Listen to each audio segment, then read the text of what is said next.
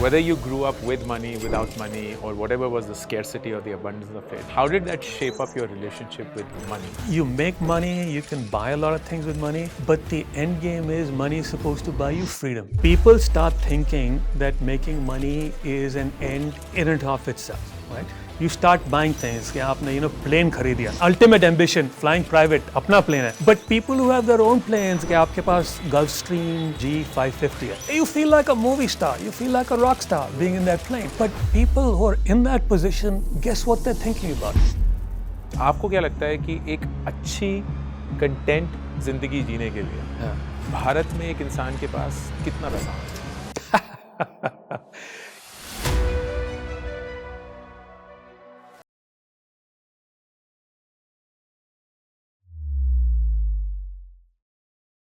Alok, it's a pleasure to meet you in person, finally. So good to be here. We've been chatting, going back and forth. It's good to be here in person. I know. And I have to tell you the moments that led me to write that LinkedIn message, which is my first. It's a lovely message. Thank you for that. I meant every single word of it. Yeah.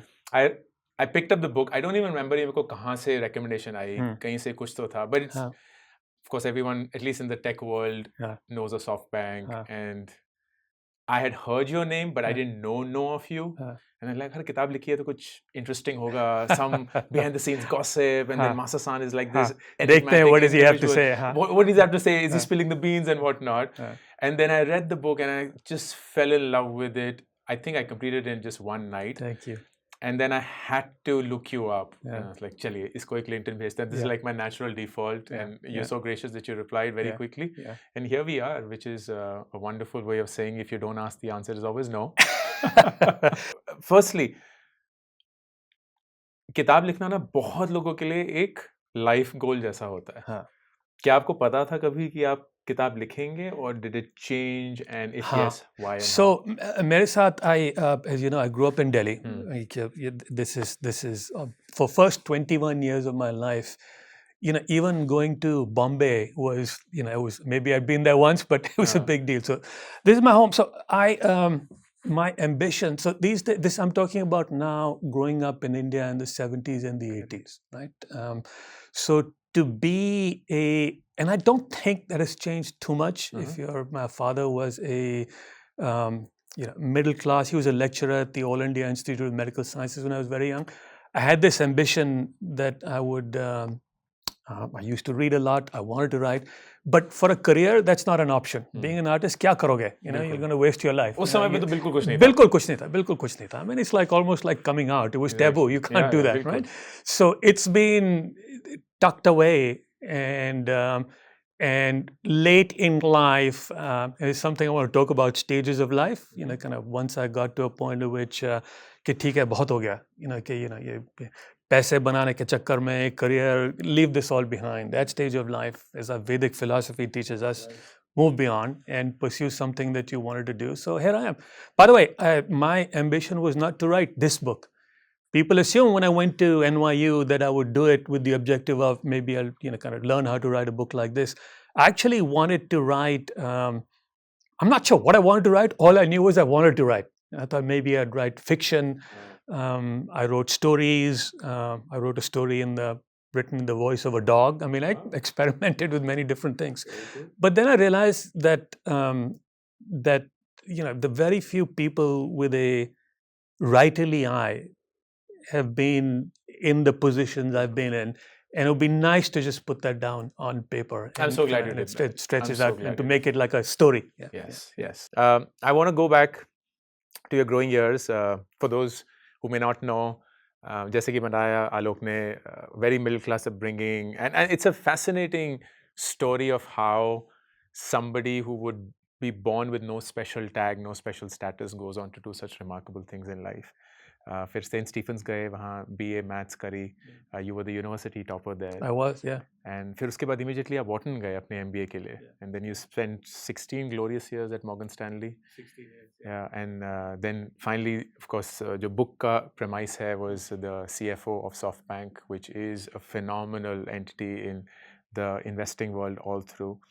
And then what is insanely remarkable personally for me is at the age of 60 you became a student again. Yes. And I wouldn't say that you became a student again. मुझे ऐसा लगता है कि आप जिंदगी भर student Lifelong ही रहे student. हैं. Very, very well Exactly. said. Very well said. And बस ये था कि एक Formal sense. formal setting थी. New York University गए. You did a master's in fine arts, creative writing specialization, and of course from that emerged this book and a lot more. Going all the way back to your Delhi years, two questions. Firstly, whether you grew up with money, without money, or whatever was the scarcity or the abundance of it, how did that shape up your relationship with money, at least in the early years of your life? So, very good question. So, my father, very early days, I'm talking about before I was 10, 12 years, pre-teen years, right? My father was a lecturer at the All India Institute of Medical Sciences. I have happy childhood, no great hardship. If you have loving parents, loving family, 90% of life तो यही है. But so मुझे तो ऐसे नहीं कभी महसूस हुआ कि I am being deprived. But I used to see my parents in those days struggle that they're not able to do better things for their children. And that stuck in my mind. And then I was, my father became, by Indian standards anyway, a wealthy man. He started his own private practice and was able to afford to send me. I was very fortunate, was able to help me go to the US. I saw that evolve, but very early in life, I had this embedded in my head कि जो भी करो, don't lose sight of the fact that it is important to make money. You never want that feeling of depriving your family of the good things in life. Start with the basic things, education, etc. But there's more to it. Yeah. And has that changed over years now? It has. I read your book, by the way, and one of my key takeaways, and this is actually really important because it crystallizes. It's part of the answer is this. You make the point, ये बिल्कुल ठीक बात जो आपने बोली कि money is, you make money, you can buy a lot of things with money, but the end game is money is supposed to buy you freedom. Yes. And too many people, that's a really, really important point because people lose sight of that. You start, and this is the meaning of the money trap, right? People start thinking that making money is an end in and of itself, right? You start buying things. कि आपने plane खरीद दिया. Ultimate ambition, flying private, अपना plane है. But people who have their own planes, कि आपके पास Gulfstream, जैसे मैं relate the story in the book, आपके पास Gulfstream G550 है. You feel like a movie star. You feel like a rock star being in that plane. But people who are in that position, guess what they're thinking about? They're not glorying in this moment. कि I have made it. No, they're thinking कि अरे यार उसके पास G650 है, मेरे पास 550 है. That's the trap, right? So you have to break free. Realize that money, the end game is freedom to do the things that are much, much more meaningful. And that's a very important message. And you make that point, which I really appreciated. Thank you. Yeah, I couldn't agree more. Absolutely. Let me ask you a very tactical question. Agar aap, and I recognize that you've been away from India for a long while you keep coming back. लेकिन whatever little you know or at least have experienced, आपको क्या लगता है कि एक अच्छी content जिंदगी जीने के लिए भारत में एक इंसान के पास कितना पैसा होना चाहिए? I don't want to be prescriptive. It's very, very individual. Okay. Very individual. Some people I found just have an appetite to have more, and that's okay. I don't judge them. Absolutely. Right? I mean, you want to buy your sweaters at Loro Piana, that's fine. I don't grudge you that. I enjoy them too, by the way. There's nothing wrong with that. So you set your own goals, but the more important point is कि आप कोई monetary goal होना चाहिए. You define it, and I guarantee you कि आपके जो भी goal होगा जब आप पहुंचेंगे वहाँ पे, you will revisit it. You will say उसके उसने बोला था, वो बंदे ने बोला था कि 10 million, 100 crore, जो भी number है, थोड़ा inflation adjust करो, housing is so much more expensive, तो adjust this, whatever it is, जब आप पहुंच गए, जो भी आपकी मंजिल है ना, think about it very carefully and decide if you want to stay trapped. And I keep coming back to that same point. बिल्कुल, That's the money trap. बिल्कुल, absolutely. No, that reminds me, Confucius का एक बहुत खूबसूरत quote है, and I'm going to repeat that in Hindi or try to, कि हर एक इंसान की दो जिंदगियां होती हैं, और दूसरी जिंदगी तब शुरू होती है जब हमें एहसास होता है कि हमारी सिर्फ एक ही जिंदगी है. Well And said, it's even truer for money, कि हर एक इंसान की दो पैसे को लेकर जिंदगियां होती हैं, और दूसरी जिंदगी तब शुरू होती है जब आपको यह एहसास होता है कि एक जिंदगी जीने के पास आपके पास काफी पैसे हैं.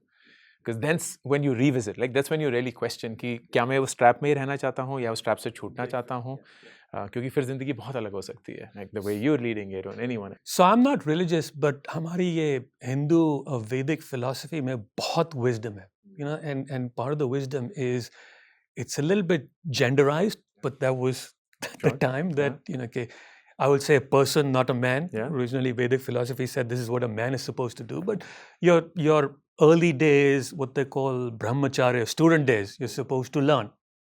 Good. Then the second stage is कि आप, you know, कहीं घर गृहस्थी, you will establish yourself, you will make money. But people lose sight that there is a third stage where you're supposed to let go, and you know, fourth stage, which is, you know, vanaprastha, and then there's sannyas, right? Just don't get prescriptive about ages, age 40, age 50, but just don't lose sight that this is a phase I'm going through. It should come to an end. This is not an end in and of itself. Then after that, उसके बाद क्या करोगे? You know, but do something good, become an educator, whatever your passion might be. If you have a passion, even if you don't have a passion, it's still fine. Absolutely. Awesome. Great. How do you think you have evolved as a parent from your first Sameer to then Alia, and now seeing them grow up into adults, possibly on their way to become parents? How have you evolved as a parent?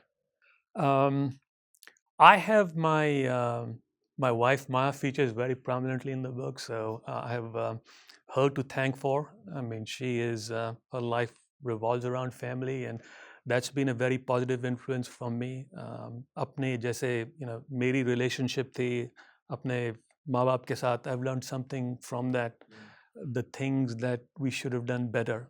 And I've tried to be थोड़ी open communication. That's the most important thing, that, you know, I feel comfortable telling them, sharing with them, you know, आज के आपके साथ जो बात होगी, जो भी करेंगे ना, I want to go and share with them that I interacted.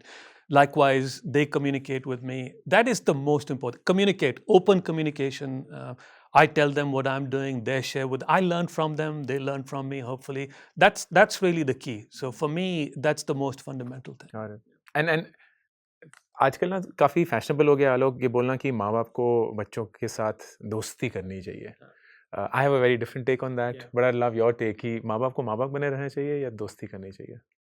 I would err on the side of dosti, open communications. If they start treating you like a friend, this is what. By the way, ye another very interesting issue to unpack. Maybe less now than was the case when I went to the US. Okay, last 2-3 days, a lot of youngsters have reached out to me and they asked the question, India or should I go overseas?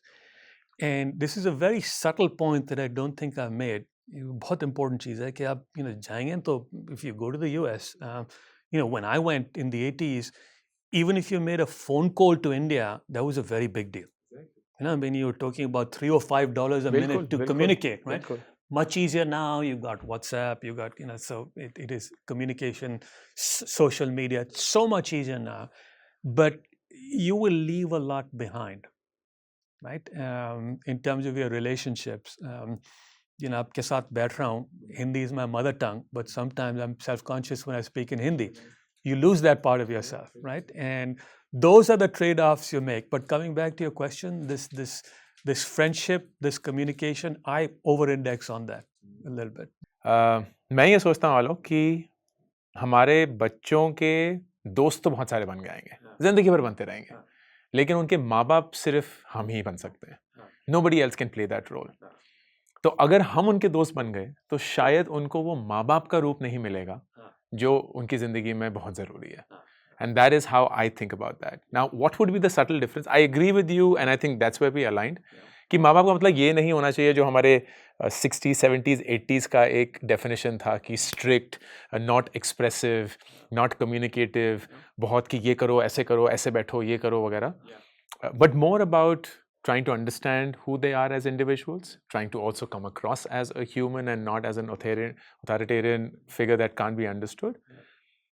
But you still need to at some point of time make them recognize कि हमने तुमसे ज़्यादा ज़िंदगी देखी है, हाँ.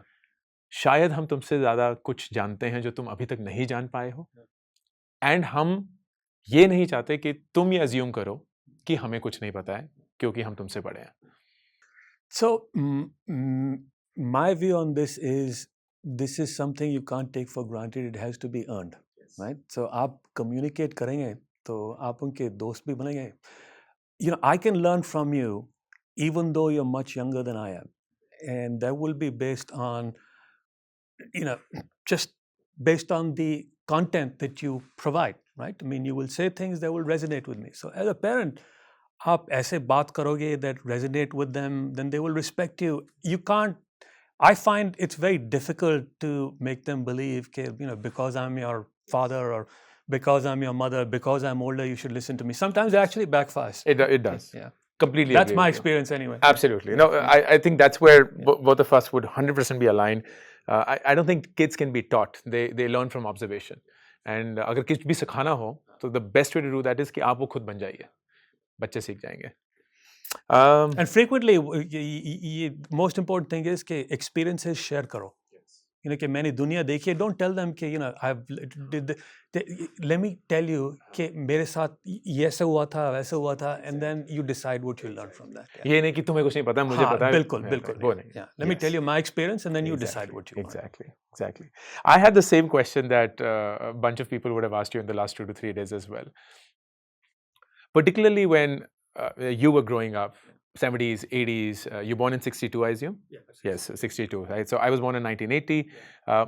India was a very different world at that point of time. And हमने ये देखा है कि उस एरा से almost nearly हर एक मेगा सक्सेसफुल इंसान किसी न किसी रूप में बाहर जाके ही आया है.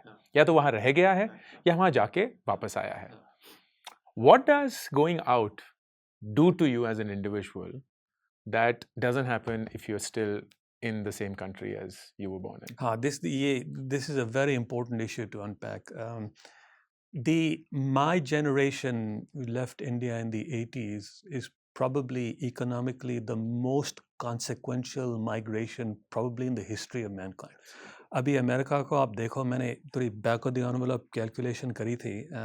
S&P 500 index of the biggest companies in America, most close to 15% are run by Indian CEOs, right? I mean, like, it is skewed, dominated because of Google, Microsoft, Sundar, Satya, but there are others, many others, Shantanu at Adobe, Nikesh, IBM, Arvind Krishnan. So it's not, you know, it is such a massive migration, but at that time, there was nothing going on in India. Things are so different now. So let me come back to your question. I have observed a little bit of this. I try and unpack.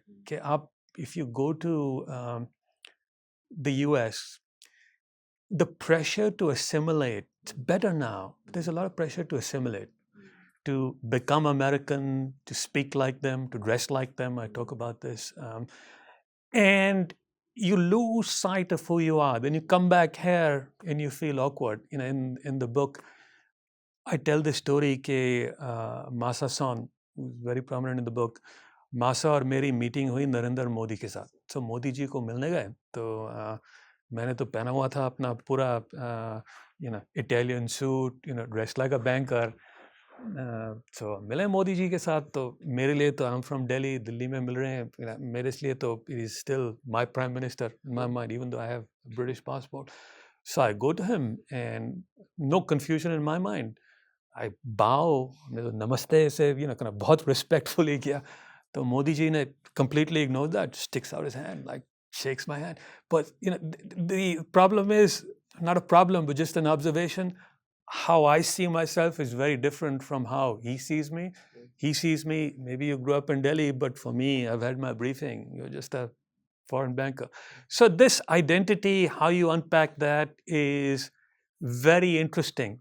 It's true for most immigrants, certainly true for Indians. Do you belong there? Do you belong here? And I see a lot of them, it's not as if it makes them unhappy. They're more important things, but it's important to keep that in mind. Yeah. And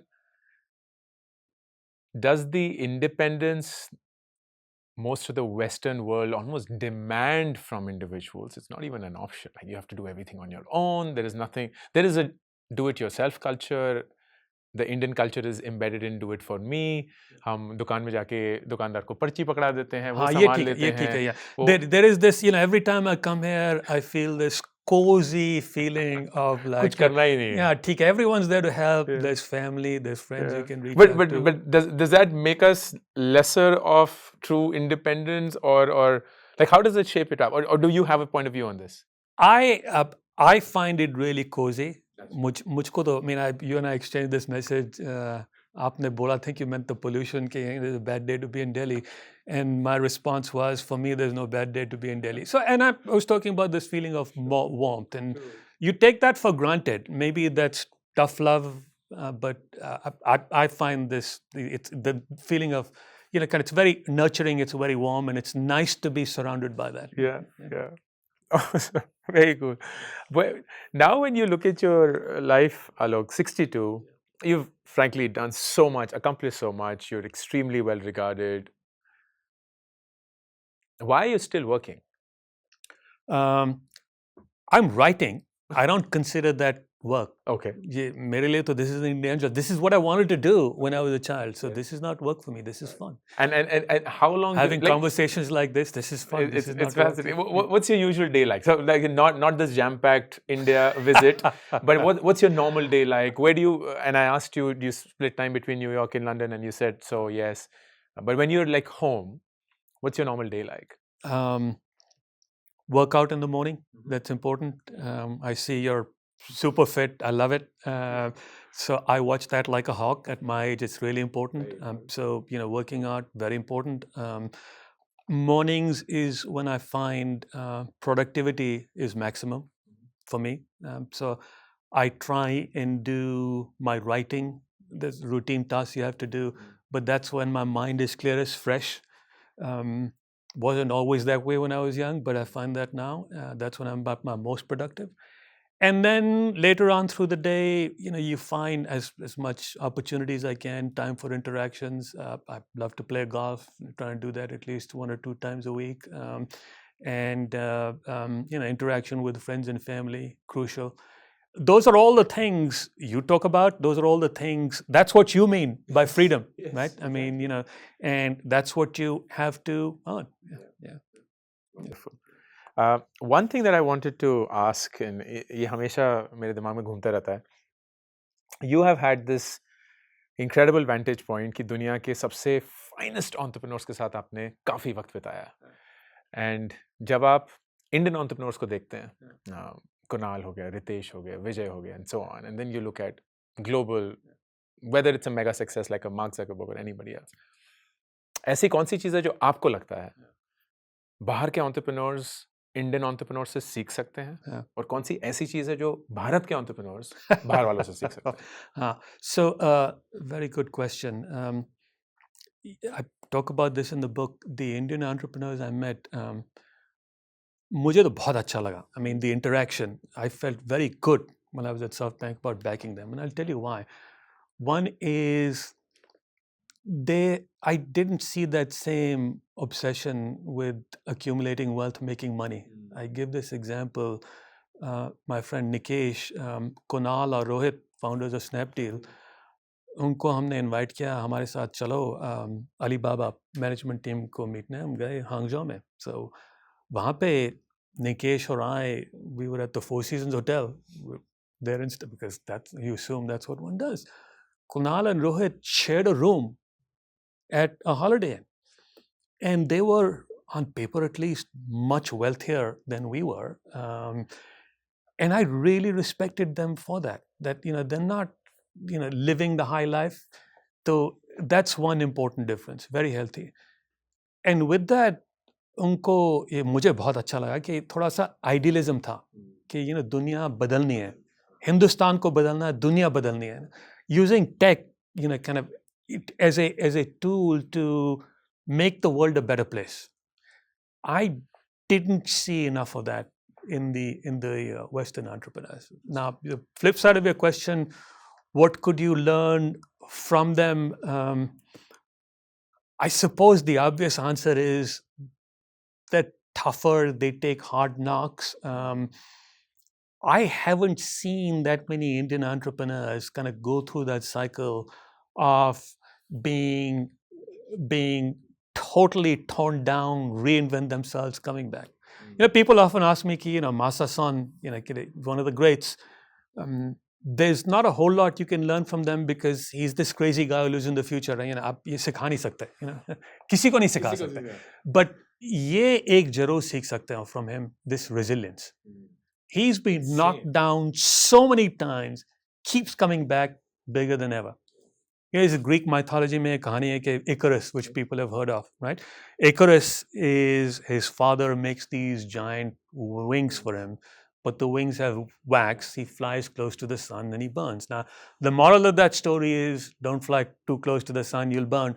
Son San has flown close to the sun. He's crashed, burned, flown again, crashed, burned. Now he's flying again. That's remarkable resilience that we can all learn, I think. That is absolutely. Have you tried to unpack how his mind works? If I could have unpacked that, I'd be a multi-billionaire. If I could teach that, if you and I could teach that, you know what I mean? There is this, what he calls the crazy factor, कि आप future में रह रहे हो. आप future में रह रहे हो, आप कल की headline पढ़ रहे हो. If you're reading tomorrow's headlines, that's almost like legal insider trading. You're making these bets. And in your mind, कि risk नहीं है. I know how the future will unfold. That's the quality I really, really admire in him. It is insane. I was watching this interview उनका जहाँ वो अपना back of the envelope business case दे रहे थे कि Nvidia 15 trillion potential company क्यों है. And it was वो अलग ही दुनिया की बात कर रहे थे. बिल्कुल, जहाँ ये होगा, हमें इतने सारे GPUs चाहिए होंगे, फिर ये इसका कॉस्ट प्राइस है, फिर इसका ये सेलिंग प्राइस है, फिर इतने तो चाहिए होंगे, तो ये तो 15 ट्रिलियन हो गया. और बिल्कुल जैसे आपने बोला ना, very matter of fact. हाँ, very. हाँ, It's not as if it's not as if exactly. That's the thing. अब ये तो होएगा बिल्कुल. दुनिया ऐसे ही होगी बिल्कुल. When I was I talked in the story example in India that everyone recognized about Bhavish and Ola. कि मैं जब valuation कर रहा था तो मैं सोच रहा था कि very traditional analytical way of linking के हिंदुस्तान में लोग कितना spend है on taxis, how much of that will be ride sharing, right? Ride sharing में market share, Uber का कितना market share होगा, Ola का कितना होगा, taxi for share. Very traditional way of thinking, analytical way of thinking. But then you start coming up with cash flows and then you realize कि ये cash flow कौन सा cash flow discount कर रहा है? तो there's no cash flow. The valuation is, where's the valuation? And then Son San's, his point was that no, you're thinking about it the wrong way. In future world, all cars will be autonomous. And then you think about the value of a platform like an Uber or an Ola when all cars are autonomous. So पहली बार I did a ride in a Waymo autonomous car in San Francisco. You feel like the future is here. It was an amazing experience. You literally driverless and it's like... It's amazing. I sat in the car. Were you scared?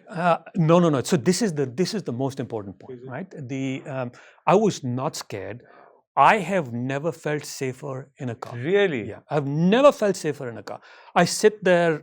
I went there with my wife Maya. She was very apprehensive. I said, "I think एक बार तो try करना चाहिए." So we got in, and first thing is the car comes and it parks itself. So first thing is your initials are flashing. So कोई confusion नहीं है कि looking for ये मेरी गाड़ी है नहीं है, but it's flashing there. This is a great product characteristic, by the way. So anyway, you get in. In a very nice, soothing voice, the car speaks to you, identifies you, welcome, Alok Sama, please welcome, sit down. There's a big screen in front of you. Temperature आप adjust कर सकते हो, music आप adjust कर सकते हो. Bollywood, everything is there in that car. You play your own music. The roof is all glass, so it's nice and light. The car moves कि जैसे यहाँ पे न्यूयॉर्क में अभी टैक्सी में चलो तो यहाँ पे जिस green light हो, immediate accelerate, and then there's a red light there, immediate brake. Stomach is none of that, right? Nice, steady cruising, always under the speed limit. If it sees a pedestrian or a car, it slows down. It worked. I never felt safer in a car. That is so. Yeah. And this is again, this is Masa-san talking in 2014, thinking about the future. And that's actually very important for technology. Anyone who wants to be a technology investor, you have to have that conviction that ये जो दुनिया 10 years, 20 years, future world, it'll be completely different. Yeah. When you look at your Morgan Stanley experience, which was traditional banking and money, clients, and then you look at SoftBank, which is also, of course, a finance role, but with somebody who's stargazing and always looking into the future, did that help? Or did that create some sort of dissonance in you as an individual? कि क्या चल रहा है, किस पे यकीन करूं? Is everything that I've learned बकवास? DCF कुछ होता भी है कि नहीं? ना कुछ फायदा भी है इसका? Like, हाँ, नहीं, ये, what was going on in your mind? Another excellent question. A lot of that training was very useful. A lot of what I was doing is kind of very big deals, very acquisitions. So I knew how to do those. But I've done so much of that was easy. But the more interesting thing was I had to actually unlearn a lot of those things. So जब आप संस्थान जैसे futurist, you can't think in conventional terms. So a lot of people tell me कि जो some of the deals, WeWork is the most prominent. That didn't you stop him? And yes, but I also tell people कि अरे मेरे जैसे बंदों की बात सुनोगे तो आप you won't do deals like even ARM, which is a deal that I'm very closely associated with. कि मेरा जैसे method है, I'm looking at it very analytically. I'm doing the valuation. You have to look. It's a little bit of the example I gave about Ola. You have to look beyond that, right? And you have to unlearn that. And sometimes that can be inconvenient baggage. It gets in the way. Was it unsettling? Not really. It was learning. It's always refreshing to learn. Yeah. It's the point you made about being, that's what keeps you young and fresh about, kind of learning, reinventing yourself. Awesome. Which brings me to, the last part of what I wanted to talk about. While you recognize that you are a lifelong student and you've done a commendable job there, clearly it shows. But it's a very different thing going back to a formal school. Yeah.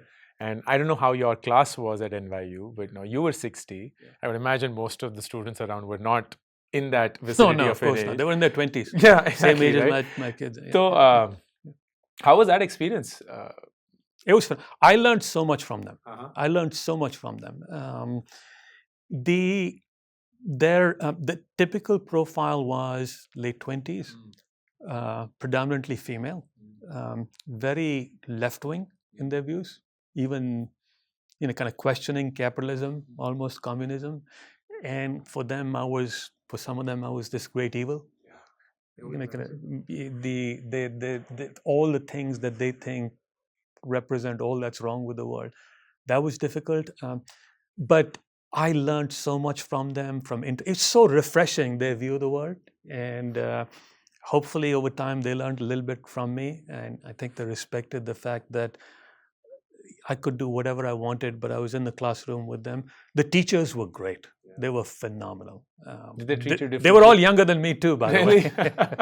I was like 58 when I started there, and I think the oldest would have been in their early 50s. So wow. It was great. They've all become really, really good friends. That is and awesome. they've been my writing gurus, so to speak. So. And was it a conscious call to go back to school? Yeah, it was because, if your ambition is to do something, you want to be as good as you can at it, and you can't be arrogant enough to assume that you really know how to do it. There's always a better way to do it, so it helped me a lot.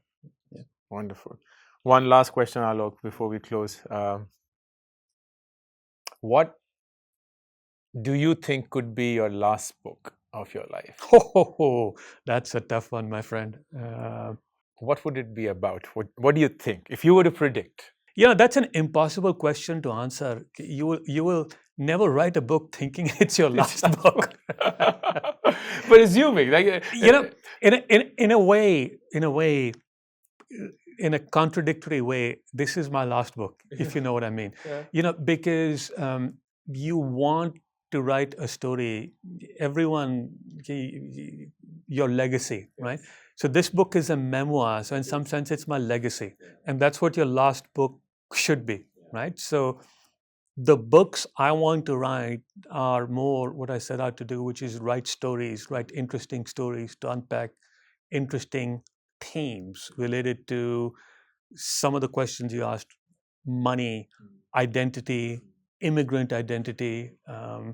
Those are the themes I want to unpack in stories. Yeah. If one were to pick Money Trap, but felt it was, for whatever reason, too big to consume, unfortunately, there's an entire generation that's being raised not reading books as much as they should. Which would be the one chapter that you would say, "Isko padhe bina, is kitab ko chhodna mat"? Ha. I would say the butterfly effect. It is very powerful. You know, the essence of is losing family, relationships with family, things that are important in life, things that are wrong with technology, people looking for things that are just beyond reach, right? Immortality. Yeah. So I would point people to that. Yeah. Pick this up. Great read. Certainly for me, the best read of 2024. Thank you for doing Thank you this. for saying that. It really means a lot, and it's such an honor to be speaking to you in person, live, after I read this book, and I hope to bump into you more often. We will certainly stay in touch, my friend. Thank you so much.